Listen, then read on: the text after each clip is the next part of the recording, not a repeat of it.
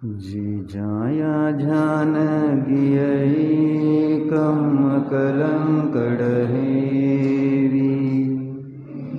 निच्च निरंजन नाणमय ते परमपनवे ते वंदव सिरि सिद्धगण हो सही जेवी अनंत शिवमय निर्वमणाणमय परम समाहि भजन्त ते हवंदव सिद्धगण अच्छहि जेवी हवंत परम समाहि महागियये कम विंदनहि हुणन्त ते पुनुवंदव सिद्धगण जेनिर्वाणि वसन्ति नाण्यन्ति हुयनि गरुयावि भवसायरि न पडन्ति ते पुनुवंदव सिद्धगण जे अप्पानि वसन्त लोयालो विषयलुइहो अच्छहि विमलुनियन्त केवल दंसन नानमय केवल सुख सहाव जिनवर वंदव बतियये जेहि पयासिय भाव जे परम पुण्यन्ति मुनि परम समाहि धरेवि परमानंद कारणिन तिन्निविते विनवीन योगिंद्र रचित परमात्मा प्रकट. आपण मंदिरात का येतो? शास्त्र स्वाध्याय करणं. त्याच्या पाठीमागचा उद्देश काय? तर आपल्याला आपला निर्णय करायचा आहे. आपण कोण आहोत त्याच्यासाठी इथं येत असतो, यायचं असतं. मी कोण आहे याचा निर्णय नाही, किंवा निर्णय आहे तर विपरीत निर्णय आहे मी बद्दलचा. मी ती चर्चा चाललेली आहे. कोण आहे मी नक्की करावं लागेल. कारण आपण मी म्हणजे कधी एकसारखा कोणतं कधीच सांगत नाही. प्रत्येक वेळेस मी वेगवेगळा असतो. प्रत्येक प्रसंगामध्ये मी वेगळा आहे. प्रत्येक काळ क्षेत्र त्यामध्ये मी. आणि असं काही फिक्स आहे का मी कोण?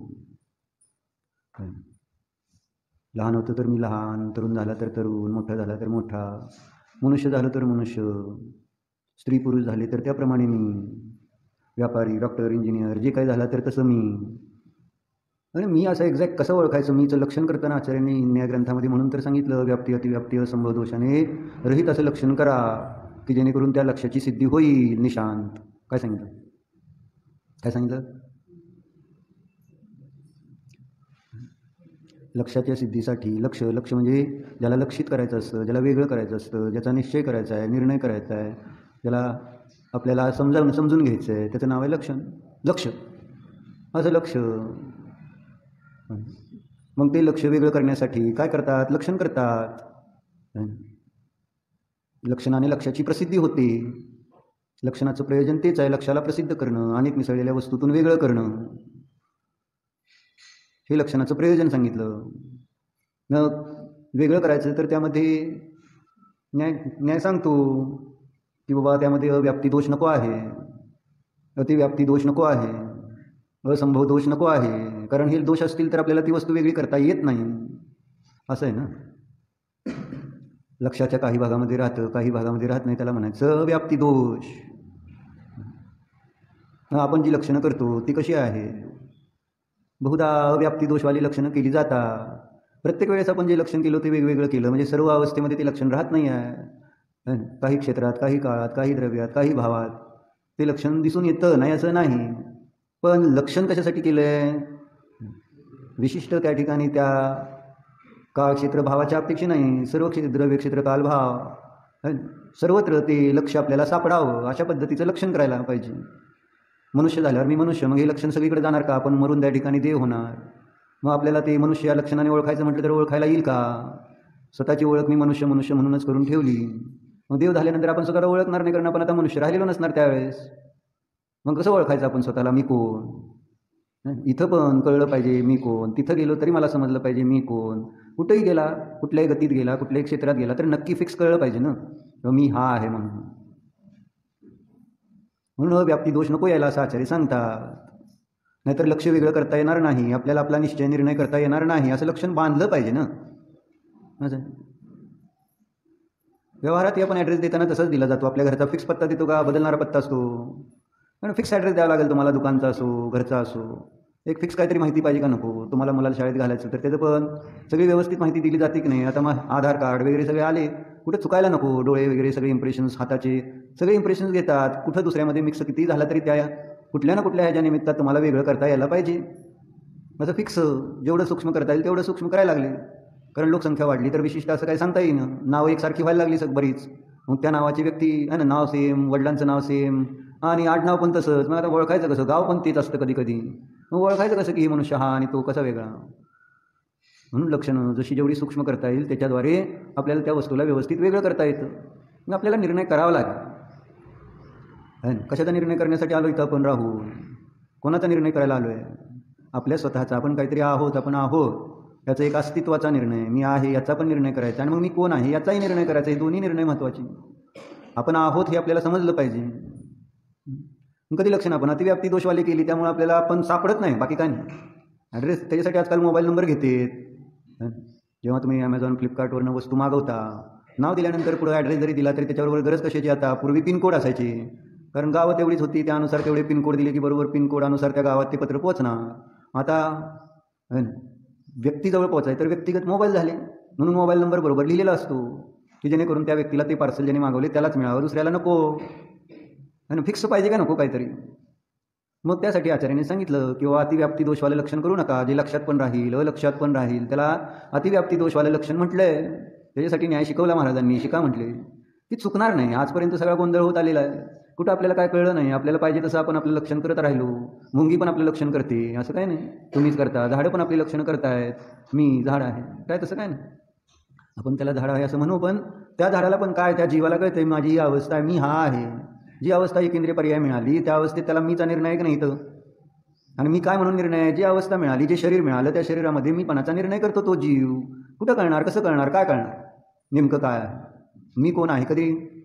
म्हणून ज्या अवस्था मिळाल्या त्या अवस्थेमध्ये त्या जीवाने जसा मीपणा केला तसं मी पण करतोय. मला मन मिळालं, फायदा काय? मला मनुष्य पर्याय मिळाली, लिहायला वाचायला सगळं यायला लागलं, फायदा काय? जर मला मीचाच निर्णय नाही करता येणार तर त्यांच्यात आपल्यात असा काय वेगळा डिफरन्स आहे? फरक काय? ते पण त्या पर्यायाला अनुसरून स्वतःचा निर्णय करतायत आणि आम्ही पण तेच करत असू तर तिर्यंश काय मनुष्य काय यामध्ये अंतर नाही असं म्हणतात. म्हणून मिळाली मनुष्य पर्याय आहे ना, त्यामध्ये सगळं जैन धर्म आधी मिळाला आहे तर मग उपयोग करून घ्या. नाहीतर काय, तुम्ही मंदिरात आला, न येणारे मंदिरात, तिथं आजूबाजूला चिकार जण आहेत, सगळेच कुठे येत आहेत मंदिरात, काय येत नाही आहेत? मग तुम्ही येता तर तुम्ही काय करताय मग मंदिरात येऊन, हा प्रश्न नको काय यायला? ते येत नाहीत त्यांना काय त्याच्याशी प्रयोजन नाही मीच्या निर्णयाशी.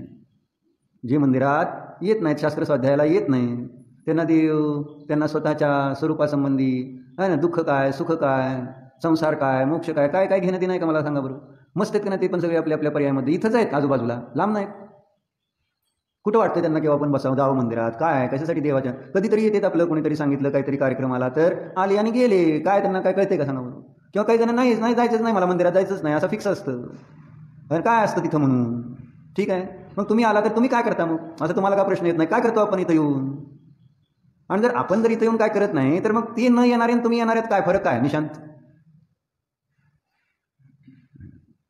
समाधान, आम्ही जातो मंदिरात, पण फळ काय? शेवटी तिथं एकाच ठिकाणी तंदूल मत्स्य आणि महामत्स्य, वेगळ्या ठिकाणी नाहीत.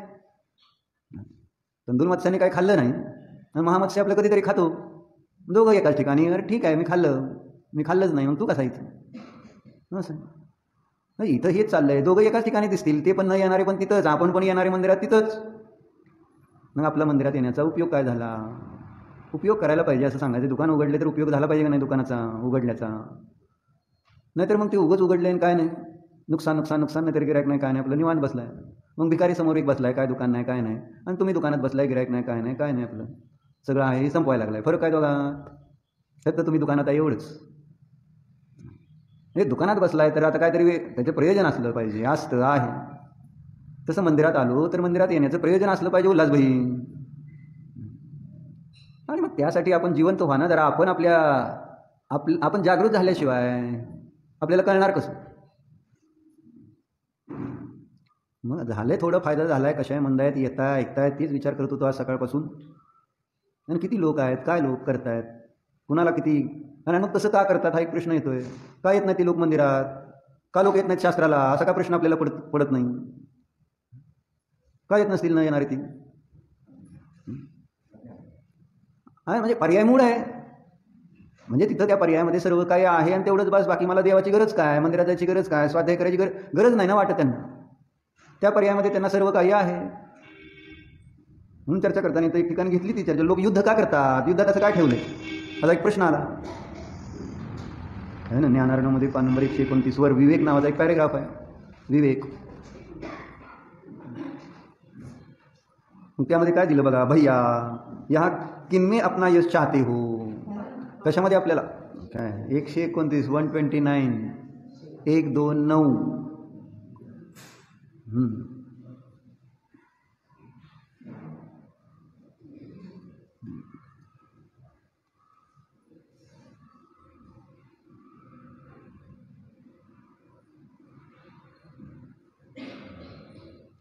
भैया म्हणजे विवेक तर कुठंच काहीच नाही. आता आपण रोज ज्ञानावरणमधलं काहीतरी वाचतोय, पण सगळ्याच्या हातात असं तोंड बघत बसते, काय तुम्हाला तर कळतं का नाही? म्हणून माझ्या असं बुद्धी सरकती कधी कधी. पण शेवटी काय करणार, पाहुणे म्हणले जाणायचं आपण, आम्ही पण जाणतो पाहुणे, आता काय करणार? पाहुण्याचे पण विचार कसे काय जाणायचं. सगळ्याचे आपापले विचार वेगवेगळे, नाना जीव, नाना कर्म, नाना प्रकारच्या लब्धी. कोणाला शहाणं बनवायचं आणि काय करायचं, आपण शहाणं व्हावं एवढंच. पण असं बाहेर बघितलं तर उग विकल्प, साधं सिंपल विवेक म्हणून म्हटलं, कॉमन सेन्स नाही म्हणजे नॉन सेन्स, एवढंच आहे. ही कॉमन सेन्स आहे ना. शाळेत जातो आपण, रोजचा येतोय शास्त्राला, कॉमन सेन्स नाही.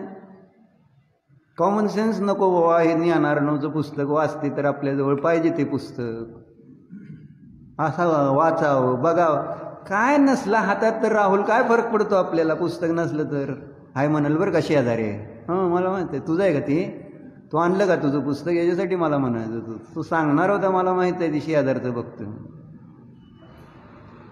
आपलं एक पुस्तक दप्तर असावं का नको? काय नाही, सगळे रिकामे यायचं रिकामं जायचं. काय म्हणून म्हटलं काय लय फरक नाही पडणार, शेवटी एकाच ठिकाणी भेटणार आहे. तुम्ही जे न येणारे असू देत, ते कसाही असू दे, नाही तर तुम्ही असू दे, सगळी एकाच ठिकाणी भेटणार परत. मग परत तुम्ही म्हणणार रे काय झालं काय झालं, इथं कुठं मी, इथं कुठं मी, इथं कुठं म्हणजे त्यांनी तर मारत होता, मी तर चांगला मंदिरात बसत होतो. म्हणजे काय, नुसतं मंदिरात बसायचं म्हणजे काय होतं? सिंपल आहे. दुपारी पण येताना न्यायदीपिका मंदिरात शिकार आहेत, कोण आपल्या आणते का काय करते, दोघं एकात बघायचं, दोघं एकात. बाहेर तर घरं सगळी वेगळी पाहिजे, बेडरूम वेगळं पाहिजे, प्रत्येक गोष्ट वेगळी पाहिजे. काही एक काय चालत नाही दोघात. जावा दोघात एक चालतं का सांगा बरं? सगळ्या गोष्टी वेगळ्या पाहिजे. एक घर असलं तरी 2 स्वयंपाक वगैरे कशासाठी लागतात? काय क्रांतीताई आहेत का नाही, 2 स्वयंपाक वगैरे आहेत का नाही? काय फरक पडतो तिथं जाऊन 4 भाकऱ्या थापायच्या आहेत, रोटल्या वानायच्या आहेत, आहे ना. पण तिथंच परत अडचण येते का नाही? नाही, आम्हाला वेगळं, आमचं वेगळं, माझं वेगळा स्वयंपाक असतो, माझी स्वच्छता वेगळी, त्यांची स्वच्छता वेगळी, त्यांचं वेगळं, आमचं वेगळं, सगळं वेगळं पाहिजे. कशासाठी वेगळं पाहिजे? आणि इथं नको वेगळंच आहे, इथं हाय शेजारी बघतो राहुल, असू दे मग भावाचं दुकान आहे, बसावं त्या राहुल धीरजच्या दुकानात, बंद कर आजपासून दुकान. हां धीरज घेऊन जा भैयाला दुकानात. हां बंद कर, काय नको, आपण दोघं एकत्र बसून खाऊ. तर चर्चा विवेकाची, विवेकाचा अभाव असल्यामुळे म्हणलं कॉमन सेन्स. मग बऱ्याच वेळेस कॉमन सेन्स ना, आणि कॉमन सेन्स नसल्यावर मग त्रास होतो. बाग काय नाही, त्रास व्हायचं कारण ते असतं. म्हणजे काय होतं ते, काल त्यांच्या घरी एक ठिकाणी गेलतो, तिथं चाललं होतं स्वयंपाक संध्याकाळचा. एक मुलाला ट्युशनला जायचं होतं आणि त्यांनी त्याच्या अगोदर गडबड, त्याची परीक्षा, गडबड गडबड गडबड, लवकर करा स्वयंपाक म्हणून त्याच्या काकीमाच्या मागं लागला होता आहे ना. आणि मग करता करता केलं काकीमाने पण भरभर बिचारायला जरा जायचं, अभ्यास आहे, परीक्षा ती. आणि मुलं अगदी म्हटलं ना, कुठून कुठपर्यंत पुस्तकं वाचतात काय सांगता येत नाही, मोबाईल कुठून कुठपर्यंत नेता येत काय सांगता येत नाही. कारण मी बघितलं एक ठिकाणी सोलापूरला गेलो तर तिथं त्या टॉयलेटमध्ये, वॉशरूम ज्याला म्हणतात आजकाल, त्या वॉशरूममध्ये पण त्यांनी नोट्स लावल्या होत्या 12वीच्या. मी बसलं तर ते वाचत बसायचं. आणि तिथं गेल्यानंतर मोबाईल पण घेऊन जाते. तिथं सगळ्यात एकदम शांती, कोण म्हणणार नाही मोबाईल बघतोय काय करतोय. आता गेलाय तिथं आणल्यानंतर कशाला काय करणार, अशी परिस्थिती आहे. ते स्वयंपाकघरात पण पुस्तकं आणायची, तिथं वाजत जणू का अभ्यास. आता शेवटच्या मोमेंटपर्यंत अभ्यास करणारा कधीच शहाणा नसतो, एवढं मला माहिती आहे ना. म्हणजे त्याला काय येत नाही असं 100% समजा. शेवटपर्यंत अगदी आता परीक्षेला जायचं ना, उगाच असं पुस्तक बघतोय सारखं, काय त्याला काय येणार नाही. त्याचं समजून घ्यावं आईनं की हो ह्याला काही येत नाही, आपलं ठीक आहे, त्याच्या पद्धतीनं जाऊ द्या. सांगत हे होतो की ते अभ्यास तिथं करतोय. मग आता स्वयंपाक केला, भरभर करून दिलं काकीमाने त्याला, आणि परत मग बसला ती वाचत. ती म्हणजे खा की आता केलंय तर खा की. ती चिडला, म्हणलं काय राहिलंय तुमचं माझ्या मागं, सारखंच खावा, अभ्यास करतोय ना मी. मग ते समोरच्याचा इगो येतोच की, मग कशाला मला लवकर करायला लावलं आहे ना. चिडतंय माणूस. खायचंच नव्हतं तर उगाच माझ्या मागं लागून बरोबर कर म्हणून असं होतं. बाग काय नाही. म्हणजे ते काय करतोय, काय सांगितलंय, काय चाललंय, विवेक संपला की विषय संपला. चर्चा इथं आपल्याला पाहायची होती की काय करतो आपण आहे ना. म्हणजे जे येत नाहीत मंदिरात, जे शास्त्र स्वाध्याय करत नाहीत, मग व्हॉट इज द प्रॉब्लेम, का नको वाटतं त्यांना, अडचण काय आहे, का पुस्तक आणत नाही, अडचण काय कोणास ठाऊक है ना. बस मग इथं ते सांगते ते विवेक, भैया यहाँ किनमें अपना यश चाहते हो, सब आसार है, सब इंद्रिय जालवत है, क्यों यहाँ के रागी द्वेषी मोही प्राणियों के लिए वृथा खेद कर रहे हो. खेद करायचं ना, आता मला कळलं सुनील पाहुणे. सगळीकडे एक म्हटलं ना, बुद्धीत एक बसलं, त्या पद्धतीने त्या सिस्टीमनं सगळं माझं नुकसान का होईना, माझं कसं का होईना, पण मी आत्ता सांगितलं तर आत्ताच व्हायला पाहिजे काम, असं आम्हाला त्यांनी सांगितलं. खराब होतंय, निकृष्ट होतंय का चांगलं होतं ते मला नाही, माझा भोग आत्ता मला आज घ्यायचा आहे. आत्ता केलं तरी आत्ता भोगतोय का नाही ती पण माहिती नाही. शास्त्र शिकल्यानंतर तर माणसाने थोडा अनेकांचे अद्वाद, ठीक, योग्यतात असं काय नाही. सगळे लॉजिक्स ते जे आपण म्हणजे गव्हर्नमेंट रूल्स सगळीकडे अप्लाय करून चालतंय काय आहे, तिथं पण तुम्हाला थोडं सरकावं लागतं. किती सिंचन घोटाळा केला तरी तुम्हाला कागद पुन्हा पुरवावी लागणारच. ही व्यवहार असाच असतो. पण ती जीवनात आपण उतरायचं नाही. शादवाद असतो, अनेकांत असतो, शिकलोय आपण. प्रत्येक यात किती धन, किती काय, कुठलं काय, असं एक सगळे असे ठोकताळे तयार करून आपण त्या दृष्टीनं सगळं करत राहणार. काय मला अडचण नाही, मला काय अडचण नाही.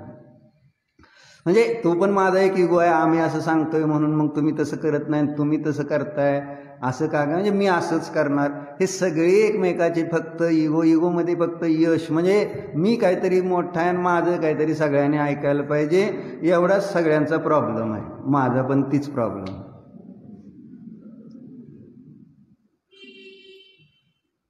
पण मी चांगल्यासाठी सांगतो, एवढं लक्षात राहू दे.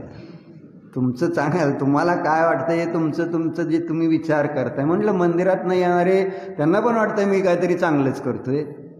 काय सुनील पाहुणे, मी काहीतरी चांगलं करते असे सगळ्यांचे भ्रम असते. वस्तुस्थितीला विचारत नाही घेणाऱ्यांना भ्रमातच राहते आणि त्या भ्रमाने केवळ आकुलता होती. सुनील पाहुणे, आकुलता होती, बाकी काय नाही होत. नाही, त्यांनी मला सांगितलं त्या एकाशी गावंड्यांनी त्यांचे खांब वाकडे तिकडे केले कॉलम. मग काय यांचं काय, आता ते कसं झालं उदाहरण तुम्हाला सांगतो परत. मग वाकडे तिकडे खांब केल्यानंतर मग ते आता राहणार कोणत्या घरात मला सांगा, ज्या घराचे खांब वाकडे तिकडे झालेत ते राहणार. आणि ते काय म्हणले, गवंड्याला म्हटले तुझं नाव खराब होईल. अरे पण तुझं घर, तू तुझ्या घरात राहणार आहे. म्हणजे ती उदाहरण तुम्हाला किती वेळा सांगितलं. एक नाव चाललेली पाण्यात, ते लोक शिडजी बसलेले आणि मग ते नावाडी नव्हता घेऊन चाललेला. आणि त्याने आधीच घासघीस केलेली शेडजी त्या दोघांनी. नाही 5 रुपये, ती म्हणलं 10 रुपये म्हटला होता, हे म्हटले 5 घे. मग त्याने ऐकलं नाही, 10च घेतले. मग 10 घेतल्यानंतर पुढे गेल्यावर मध्ये पाणी हालायला लागली नाव. मग ती दोघं म्हटले बुडू दे. अरे बुडू दे काय, कोण बसलंय त्या नावेत, काय कळते का नाही, कशाला बुडू दे म्हणते. माझे 10 रुपये घेतले म्हणून त्याची नाव बुडू दे. यार त्याची नाव बुडली तर तुम्ही बुडणार नाही का. म्हणजे 5 रुपये एक्स्ट्रा घेतल्यामुळं किती ते कसं होतं विकल्प. हा, कसं झालं आपलं, होऊ दे माझं घर वाकडं, नाव तुझं खराब होणार, बाकी काय नाही. अरे नाव कोणाचं काय, त्या गावंड्याला काम मिळतंय नाही मिळतंय म्हणून तिथं असं असं नसतं पाहुणे. व्यवहार कसा असतो तर कोण असतो, पण मला तर असं थोडं असं कळतंय. सांगायचं तात्पर्य हे, काय चाललंय प्रत्येकाचं, काय चाललेलं असतं, चिंतन कसं चाललेलं असतं कुठं. आणि हे सगळं होतंय का, तर बस एक मात्र ही अवस्थेला घेऊन कशा होतात. अवस्थेमध्ये केलेलं एकत्व जे आहे त्यामुळं कशा होतात. अहंकार जो केलेला अवस्थेमध्ये त्याच्याशिवाय कशा होऊच शकत नाही. म्हणून पुन्हा पुन्हा हे सांगावं लागेल की नाही का नाही असं नसतं. मला त्रासच होतो. आता मी पाणी बघितलं रोज तिथं हात धुवायचं, आणि मग आता ही एक दिवस नाही, आता बऱ्याच काळापासून ते बघतोय. त्याच्यातलं पाणी आता तिथं, आता तांदूळ धुवायला पाहिजे, द्रव्य तर धुवायला पाहिजेच का नाही. मग द्रव्य धुवायला तुम्ही वेगळं पाणी नाही ठेवल्यावर त्याच्यातलंच घेणार की शुद्ध पाणी, का त्या बाहेरच्या नळाला जाऊन घेणार लोक पाणी. आणि मग इथलं शुद्ध पाणी घेणार, मग ते पाणी संपतं, मग ते गंध घ्यायचं म्हटलं तर हात धुवायला पाणी नाही वगैरे असे प्रॉब्लेम येतात. मग असं करता कसं काय होतं, त्रास होतो. मग आता इथलं कोण आहे तर त्यांनी करा. मग मला आणता येत होतं का नाही आडाचं पाणी जाऊन काढून गरम करून मी ठेवायला पाहिजे होतं नियमानं असं. पण ट्रस्टीला जाऊन लगेच का हो, म्हणजे सगळे ट्रस्टीला बोलायला मोकळे आम्ही असतो आहे ना. जसं का आम्ही मालक आहे, तुम्ही इथले नोकर आहे, तुम्हाला सगळं काम करायला पाहिजे. मला त्रास झाला, क्षमा बरं का निलेश आणि सुभाष काकाला पण. म्हणजे असं कशा होते त्यावेळेस. तुम्ही पण ऐकलं, पाहुण्याने आपलं बघत बसले वाचत, त्यांना पण कळलं का काय नाही चाललंय, चालू दे. त्यांना सवय आहे गव्हर्नमेंटमध्ये हे सगळं ऐकायची झालं. म्हणजे अहम फक्त, बाकी काय नाही. पर्यायामध्ये आलेला अहम, मी कोणीतरी आहे, तुम्ही साधी लोक, मी भारी, तुम्ही मला मान सन्मान. मी त्या दिवशी म्हणून म्हटलं मान सन्मान कधी घ्यावा, ज्यावेळेस आपल्यामधला अहम संपेल त्यावेळेस. अहम असेल तर मान सन्मान घेऊच नाही, आणि देऊ पण नका त्या माणसाला मान सन्मान ज्याच्यात अहम असतो. आणि देत पण नाही आपण व्यवहारात ज्याच्यामध्ये अहम असतो. मला कशाला देता तुम्ही, हेच मला प्रश्न कळतो. म्हणजे तुम्हाला माहिती आहे माझ्यात पण अहम आहे किती, मग कशाला देता उगच. ठीक आहे, हाय जितू जागेवर राहू द्या जिथल्या तिथं. लय विचारलं का नाही मग ते असं वाटतं मला की मी लय भारी आहे आणि तुम्ही लय येडे आहे म्हणून. असं होतं का हो नेते, हा ना नेते. सांगायचं तात्पर्य लक्षात घ्या. पर्याय आहे ती काय चांगली नाही, निर्णय करायचा आहे.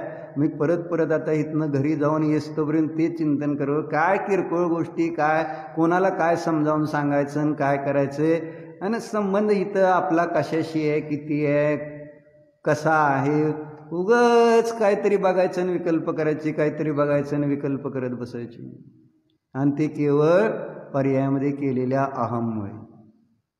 मी कोणीतरी आहे, ह्या मीच तर अवघड फार असतं. म्हणून इथं सांगते विवेक भैया यहाँ किदमे अपना यश चाहते हो,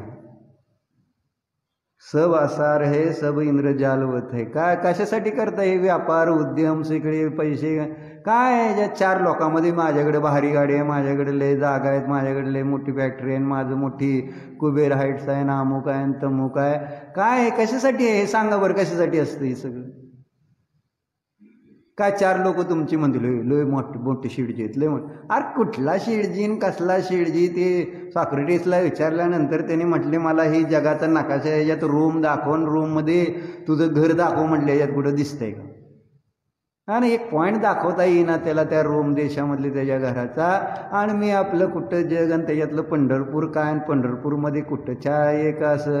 हा नाही तर त्या हॉटेलचं बिल झालेलं आहे 1.5 कोटी रुपयेमध्ये 10 दिवसात राहिलेले तिथं 40 लोकांचं. गुवाहाटीला राहिलेत ना 40 लोक, मग त्यांचं बिल हॉटेलचं 1.5 कोटी रुपये झालं असं ऐकलं मी आत्ता काल. काय ते माहिती सगळ्याला 1.5 कोटी रुपये. अरे मग काय झालं काय त्यांचं? तुम्हाला नाही नेलं म्हणून त्रास आहे, बाकी काय नाही. हे 1.5 कोटी बिल झालं त्यांचं, त्याचा त्रास नाही. तुम्ही जर तिथं असता तर तुम्ही तेच म्हटलं असता काय झाडी काय डोंगर आहे ना. आम्ही तेच म्हटलं असतं आपण आणि ते म्हणतो पण. असं मला प्रतीकने पण सांगितलं. तर गेल्यानंतर आपण विश्लेषण कशाचं, फक्त ती भाषेमध्ये वेगळा फरक आहे एवढंच. आपण म्हणलं निसर्ग सुंदर आहे, माउंटन्स आणि असं थोडे भाषा वेगळी आहे ना. पण शेवटी सांगायचं तर काय असतं, काय होतं दुबईला काय होतं विचारलं तर सांगणार तीच काय ती मातीची डोंगर आणि काय होतं काय त्या गाड्या आणि काय हॉटेल. दुसरं काय बघितलं ऋषलबाई तिथं जाऊन? काय वेगळं काय देव आणि काय तसलं काय नाहीच काय. चर्चा काय आहे इथं? शरद एकाला हसू येतं जरा. चर्चा काय चालली, कशासाठी करतोय एवढंच लक्षात घ्या. आता फक्त एक प्रतिष्ठा माझी, आता एक प्रतिष्ठा प्रत्येकाने आपली एक प्रतिष्ठा पणाला लावलेली. मी काहीतरी आहे, मी काहीतरी आहे, मी कोणतरी आहे, एवढंच चाललेलं आहे, बाकी काय नाही. प्रत्येकाला माझं यश म्हणून मी नेहमी सांगतो तुमच्या टिकल्या दागिने कपड्यापासून सगळं तुम्ही तुमचं यश प्रदर्शन करायला आलेलं असतं. किती आम्हा सांगून दमल्या तरी दाताच्या कान्या झाल्या म्हणतात त्याला व्यवहारात. दाताच्या कान्या कळतात ना. पण काय पांढरी साडी नाही, काय नाही आहे ना, धुतलेली नाही, कॉटनची नाही, काय नाही. त्यातल्या त्यात जरा बरी तपा मंदिरात यायचे तर रंगबिरंगी घालून यायचं कपडे बिपडे. काय कसला विवेकच राहिला नाही. ना ओढण्या घ्यायच्या ना काय घ्यायच्या, आपलं सगळं मिरवायचं असंच. म्हणजे कुठं गेला विवेक हेच मला कळत नाही. काय करतोय आपण? अरिहंत सिद्ध म्हणायचं, एवढंच म्हणावं लागतं. ह्याच्या मला सांगते ती हा किनमे अपना यश चाहते. कोणामुळे? ही सगळी मोही रागी द्वेषी लोक, ईडी लोक आहेत ही. आणि त्यांनी तुमची स्तुती केली तर येड्याने किती स्तुती केली तर काय फरक पडणार? मोही रागी द्वेषी लोक म्हणजे शहाणे लोक नाहीत. ते तुम्हाला अजून कळत नाही, हेच तर प्रॉब्लेम आहे. कारण तुम्ही पण तसलीच आहात. 4 लोकांनी तुमचं कौतुक केलं, तुमच्या गाडीचं, घराचं, फर्निचरचं, तर लगेच तुम्हाला वाटतं मी लय भारी, मी लय भारी. म्हणून म्हटलं असंभव दोष आणि दूषित लक्षण नाही. घर तुमचं लक्षण आहे का? गाडी तुमचं लक्षण आहे का? धन तुमचं लक्षण आहे? निर्णयच नाही अजून माझं लक्षण काय, माझं लक्षण काय. आणि त्याचा निर्णय करण्यासाठी रोज येतोय तर कुठंतरी चालवा ना, विचार चालवा. मी जीव आहे, मला इथं कोणी ओळखत नाही. जसं सिद्धांना कोणी ओळखत नाही तसं आपल्याला पण कोणी ओळखत नसतं. या अवस्था संपतेत किती काळाच्या काय ते पण सांगितलं वर्णिजींनी. एवढं पूर्ण करतो आधी. भैया यहाँ किनमे अपना यश चाहते. कोणामध्ये कोण आहेत ही लोक? कोण आहेत ज्याच्यामध्ये तुम्ही स्वतःला मोठं म्हणून सिद्ध करायचा प्रयत्न करता? कोण आहे ती? कधी विचार तर केलाय? किती शहाणे आहेत आजूबाजूचे लोक ज्याच्यामध्ये मी मोठा आहे सांगायला, है ना. चंद्रमती अम्मा आमच्या दादाला खवळली होती. जो अंधश्रद्धा निर्मूलन समितीचा मुख्य होता, कोण श्याम मानव कोण, मग त्याला दादा म्हटले का अशी चर्चा दुपारी आपलं करत होती, लासुरण्याला जायचे अम्मांकडं चंद्रमती अम्मा, आमचा श्याम मानव म्हटले. तिथनं जी फायरिंग सुरू केलं अम्मांना त्याच्यावर, त्याला 6 द्रव्य कळत नाही, 7 तत्व काय कळत नाही, तू त्याला आणि आरतुरच बोलायच्या अम्मा त्या आहे ना दादाला पण, आणि त्याला तू तुझा म्हणतोय आमचा म्हणतोय, असं सगळं खवळे भरपूर. म्हणजे सांगायचं तात्पर्य काय, कोणाने कोण तुम्हाला चांगलं म्हणते हे तर तुम्हाला कळायला पाहिजे का नको. ज्यांना काही कळतं, ज्यांना काही विवेक आहे, ज्यांना स्वपराचा अंतर कळते, त्यांनी तुमची स्तुती केली तर एक मान्य आहे. आणि ते तुमची स्तुती करतील केव्हा, तुम्ही काहीतरी चांगलं काम कराल तर तुमची स्तुती करेल. काही केलं, असलं केलं, घर चांगलं बांधलं म्हणून स्तुती नाहीत करणार. मंदिर चांगलं बांधलं तर ते लोक स्तुती करतील तुमची. असं म्हणून प्रश्न आहे की यहाँ किनमें अपना यश चाहते हो. कोण आहेत ही, सब आसार है, सब इंद्रजालवत है, असं यांचं म्हणणं. पण मी काल पण आपण वाचलं मुद्दाम, वर्णिजीने लिहिलं, आपले शुभचंद्र आचार्यांनी लिहिलं, त्यात काय चुकीचं नाही. काय, जानन अपि न जानस, जाणत असला तरी समजत नाही तुला की काय चाललंय, आणि का असं काहीतरी भूत बसलंय डोक्यात की ज्याचं औषध नाही असं सांगितलं. कितीही सांगितलं, कसंही सांगितलं तर कळतच नाही. सगळे आपण या पर्यायामध्ये मूळ होऊन त्या पर्यायाचं यश इच्छितो आहोत, असं चाललंय आहे ना. मग म्हणले क्यों यहाँ के रागी द्वेषी मोही प्राणियों के लिए वृथा खेद कर रहे हो. विनाकारण खेद करतोय आपण, काय लोक अशीच आहेत आणि त्यांच्यासाठी आपण विकल्प करणं काय अर्थ नाही, काही अर्थ नाही. ठीक आहे, जे जशी योग्यता आहे तसं आहे, चालू द्या. अहो यहाँ लोग अपने यश के पीछे हजारों लोगों को भी मार डालते हैं. काय फक्त यशासाठी, मी कोणतरी आहे, किती लोक मेले याला काय मला महत्व, तर मी सगळ्यामध्ये मी मोठा हे याच्यासाठी म्हणून ते दिले. युद्ध में मूल बात कितनी है, जे युद्ध चाललेलं असतं त्याच्यामध्ये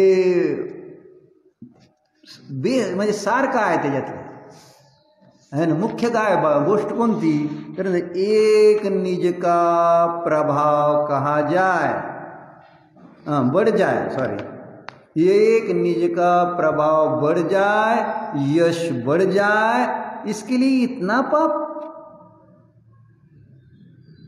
काय म्हणते, इसके लिए इतना पाप, काय थोडा मोठा ओळख, युद्धात एवढी लोक मारून काय करणार का, किसके लिए, कशासाठी एवढं पाप. नाही आता युद्ध तर नाही चाललेली, मग काय चाललंय, दुकानदारी चालली. आणि कशासाठी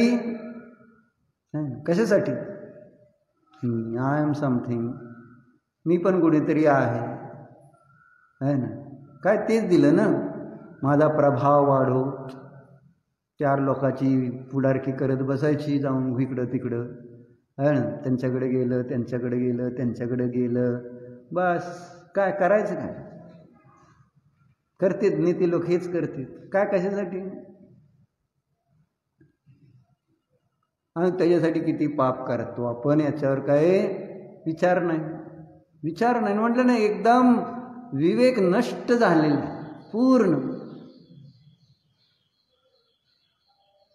आणि अशा परिस्थितीमध्ये ही कामं चाललेली आहेत, त्याचं फळ आम्हालाच मिळणार.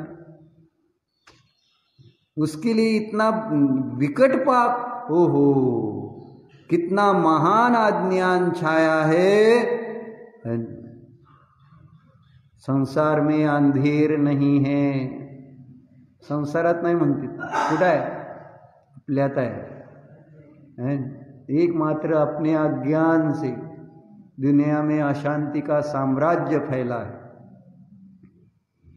फक्त एक जीवाचं अज्ञान आहे, एक जीवाचं. बाहेर अशांती कुठं नसते. बाहेर अशांती कुठं आहे? बाहेर शांती आहे, शांतीच असते ना. बाहेर काय? जी काही आहे तो आपला विकल्प आहे. जो काही जी काही अशांती आपल्याला अनुभवायला येते ते केवळ आपलं अज्ञान असतं. पाहुणे लक्षात राहू दे. म्हणजे तुम्हाला कळतंय म्हणून, बाकी काय नाही. मला आता प्रश्न पडलाय ते काल तुमच्याशी बोलून, तर असू द्या तुमचं ते. तुम्हाला पण तुम्ही मनात म्हणत असाल ह्यांना काय कळते, मला माहिती आहे सगळं. असंच तर सगळे तुम्ही बसून आहे म्हणून मनातल्या मनात ह्यांना काय कळते आहे ना. जशा बायकामध्ये ह्यांना काय कळते, सगळ्या डिग्र्या पाण्यात. असं आहे. किती डॉक्टर असला, इंजिनियर असू दे, तर कसला पण असू दे, बायको एकदा म्हटली नाही ह्यांना काय कळते, विषय संपलाच. तुम्ही माझा आहे का एवढं सांग. तुझं होतं मनात तरी हीच भाव आहे. रिलॅक्स व्हा की रिलॅक्स. मला काय म्हणायचं तर रिलॅक्स व्हा. आणि मी तुम्हाला आज नाही सांगत, खूप दिवसापासून एक रिलॅक्स एन्जॉय करा ना. संसारात आहात तर प्रत्येक ठिकाणी बॉन्डिंग बॉन्डिंग बॉन्डिंग बॉन्डिंग, हे असं हे असं, हे नियोजन हे नियोजन. मग तुम्ही इकडं, मला त्यांनी सांगितलं, म्हणले सगळं क्रमनियमित आहे. क्रमनियमित आहे तर इतकं काय टेन्शन घेतलं हे पण मला कळत नाही. तुम्ही कशाचं नियोजन अनुषंगाने करायचं काय काय हे एक क्रमनियमित तर माना, नाही तर मग पुरुषार्थ तर करा आहे ना. मग मानायचं ज्यावेळेस काय होत ना त्यावेळेस म्हणायचं क्रमनियमित आहे, आणि ज्यावेळेस काय झालं तर म्हणा पुरुषार्थ. मग तीच म्हटलं निकृष्ट झालं चाललं पण पुरुषार्थ करा आत्ता असं. मग क्रमनियमित असंही कुठं काय मेळ बसवायला पाहिजे का नको व्यवहाराचा. आणि ही सांगड बसत नाही ना जेव्हा निश्चय व्यवहाराची, त्यावेळेस धर्म बदनाम होतो, निश्चय बदनाम होतो, बाकी काय नाही. तुमचा व्यवहार तर बदनामा आहेच. कसाही करा काही करा, व्यवहारा बदनाम. व्यवहाराला निमित्त करून निश्चय नेहमीच बदनाम झालेला आहे, धर्मच बदनाम झालेला आहे. व्यवहाराला कोणी बदनाम करायचं नाही, कारण व्यवहार करायचा आहे सगळ्याला, आणि धर्माला नावं ठेवायचीच सगळ्याला. प्रॉब्लेम का? म्हणून तर लोक म्हणतात जेव्हा स्वाध्यायाला येता करता त्यावेळेस तुम्हाला किती लोभ आहे, तुम्हाला किती क्रोध आहे. न येणारे म्हणतात, न येणारे जास्त असे म्हणतात, कारण त्यांना काय करायचं नाही, दुसऱ्याला नावं ठेवायची.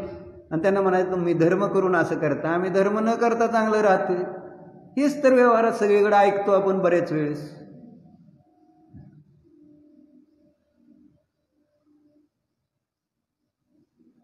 क्षमा मागतो ना शेवटी मी तुमची पाहुणे, तसं काय नाही. पण एक आपलं असं वाटलं म्हणून आपलं सांगायचं. आणि हे म्हटलं मी आज नाही, तुम्हाला खूप दिवसापासून सांगतोय. एक फॅमिली लाईफ आहे, फॅमिली आहे. फॅमिलीचं तर आनंद घ्या की राव. दीक्षा नाही घेतली तर काय सांगतोय काय नाही ती पण कळलं नाही. सगळं एक रुटीन, इकडं जायचं असं करायचं, तसं करायचं, तसं करायचं, तसं करायचं, सगळं एकदम असं फिक्स. असं नसतं. ऑफिस म्हणजे ते 50 वर्षाचे संस्कार केल्यानंतर घरात तीच व्हायला लागले. आता बदला थोडं, चेंज करावं लागलं. चांगले आहेत त्याच्यातल्या अनेक गोष्टी चांगल्या आहेत ज्या आम्हाला घ्यायला पाहिजेत. धर्ममार्गासाठी त्या सगळ्या गोष्टी अतिशय सुंदर आहे तो व्यवहार. पण तुम्ही तो व्यवहारासाठी व्यवहार वापरताय तो सुंदर नाही आहे. तिथं सगळा आनंद संपून जातो. धर्म मात्र मागा म्हणून तर हे सगळा चरणाने एकदम फिक्स सांगितलं आहे की त्या पद्धतीने जावा तर तुमचं धर्म, तुमचे परिणाम विशुद्ध राहतील. परिणामाच्या विशुद्धीसाठी हे सगळे नियोजनाची गरज असते. पण परिणाम विशुद्धी राहिले पाहिजे, नाहीतर मग काय मतलब आहे परिणाम खराब झाल्यानंतर. आणि परत परत बघून बघून आपले परिणामच खराब होते त्या बाहेरच्या व्यवहाराला. म्हणून व्यवहार सहजतेने, व्यवहार हा ॲडजस्टेबल असावा नेहमी, लक्षात राहू दे. ॲडजस्टेबल ठीक आहे, असं असलं तसं असलं तसं असलं, पण सगळे एक आनंद घ्यायला पाहिजे. तुमचा नातू तुम्हाला मित्र मानतोय म्हटल्यानंतर विचार करायला पाहिजे तुम्हाला. तर चर्चा काय दिली बघा. हो हो, कितना महान अज्ञान छाया है, संसार में अंधेर नहीं है. जो अज्ञानी है वह अज्ञान का फल भोगेगा, और जो विवेकशील है वह विवेक का फल भोगेगा. काय कोण कशाचं फळ भोगणार? अज्ञानाने अज्ञान. काय फळ काय मिळणार? अज्ञानाचं फळ अज्ञान, विवेकाचं फळ विवेक असं सांगतो. पेराल तसं उगवाल, तसं उगवेल. जसं पेरणार तसं उगवणार. थोडं निश्चय, नीट निर्णय. म्हणून म्हटलं सुरुवातीला आपण आलोय, एक निर्णय करायला आलोय. मोकळं आलेलं नाही, मोकळं जाऊ नका. कुठंतरी एक आतमध्ये हे विचार सुरू करा, किंवा मला निर्णय करायचा मी काय आहे, मला हे बदलणारं नको. आता बास झालं. व्यवहारात आपल्याला अम्मा किती वेळा सांगते की नोकरी आपल्याला टेम्पररी कुणी दिली तर, आणि 10,000ची तर नको आहे, आणि तुम्हाला जर 60,000 7,000ची जर परमनंट देत असणार तर कोणती घेणार? 2-3 हजार कमी चालते पण परमनंट द्या. आपल्याला व्यवहारात कॉन्स्टंट पाहिजे असतं, बदलणारं नको आहे. आणि एक दिवसासाठी राजा बनवलेलं तुम्हाला आवडेल का? तुम्हाला आपलं तुमचं जी रुटीन आहे ती चांगलं चालली आहे, बाबा मला रोज येते 2-5 हजार बाद झालं, ते तुम्हाला चालेल. एक दिवस राजा करून परत काढून टाकणार त्यावर. कोण स्वीकार करते का तसं? कॉन्स्टंट पाहिजे, टेम्पररी कोणालाच नको आहे. मग हेच इथं धर्म सांगते, कायमचं सुख, कायमचा आनंद मिळवायचा आहे तर एक जो कॉन्स्टंट मी आहे त्याचा निर्णय करायला पाहिजे. मी कायम कोण असतो? मी जीव, ज्ञान, दर्शन स्वरूप. हा मी कायम असतो सगळ्या काळात, सगळ्या क्षेत्रात, सगळ्या द्रव्या, सगळं भावामध्ये, सगळीकडं मी ज्ञान दर्शन स्वभावी, दुसरं काही नाही. एवढंच माझं स्वरूप आहे. हे फिक्स करायचं आहे आपल्याला आतमध्ये, श्रद्धेमध्ये. तर आज नाही करणार तर परत चान्स नाही मिळणार. आज हे जे काय गणित दिलंय, जे मिळाले आपल्या समोर, हे एकदम एक्झॅक्ट करेक्ट दिलेलं आहे. त्या अनुसार आपण आपले विचार केले तर आपलं कल्याण निश्चित आहे. पण आपण पण जर इथं येऊन म्हटलं ना, निर्णयासाठी नसल आलो, निर्णयासाठी जर आलेलो नसू तर काही लाभ होणार नाही. एक नक्की करावं लागेल की मला निर्णय करायचा आहे. मला निर्णय काय झालं तरी निर्णय करायचा आहे. कोणता? मी कोण आहे, मी कोण आहे. सोडून द्याय सगळं बाकी. त्याच्यासाठी आपण तासभर घालवतोय सकाळचा. मी कोण आहे एवढंच फिक्स करायचं. हे अनित्य अवस्था माझ्या नाहीत, मी नाहीत. आणि त्यासाठी श्लोक सुंदर सुंदर दिले. तिथं ही अनित्य भावना चाललेली आहे. त्यामध्ये त्यांनी तेच सांगितलं 65 नंबर श्लोकात. यदि अपूर्वम शरीरम स्यात् यदि, है ना,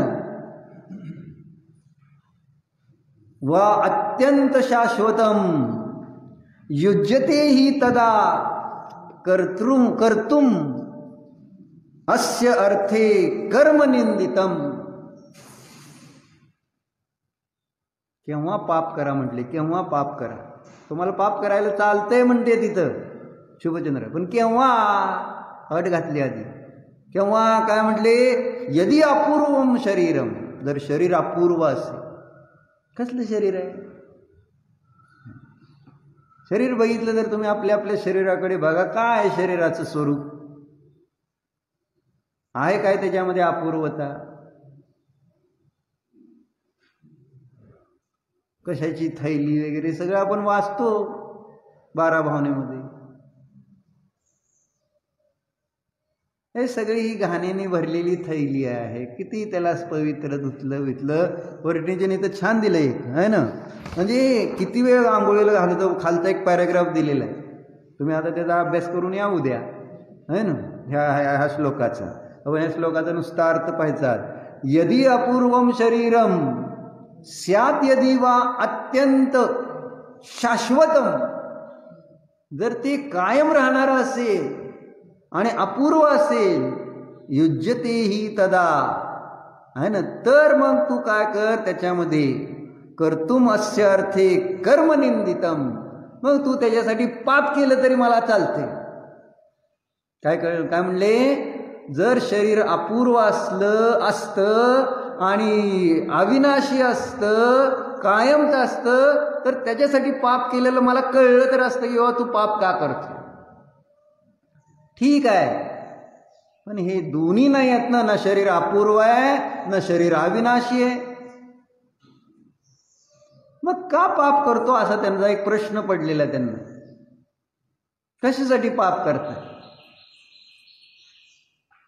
प्रयोजन काय पाप करायचं? जर तसं नाहीच तर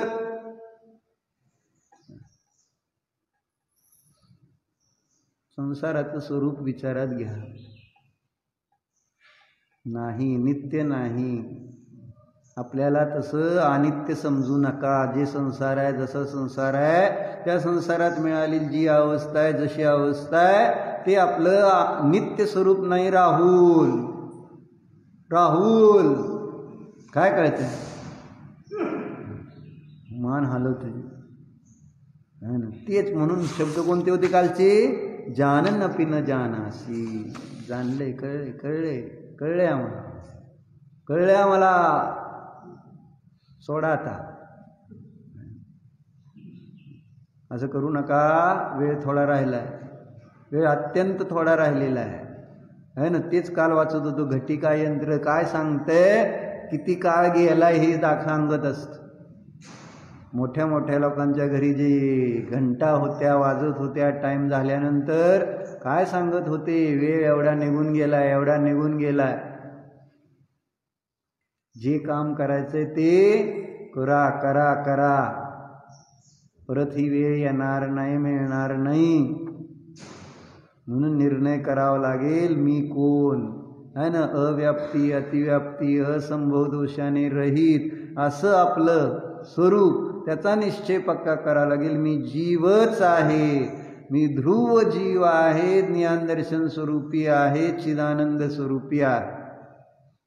कसंही करून, काही करून ते आपल्या डोक्यात फिट्ट झालं पाहिजे, तेच भिनलं पाहिजे. अन्य काही नाही. ही अवस्था मी माझ्या नाही नाही नाही. याच्यासाठी अभ्यास करा. ओम नमः. भोग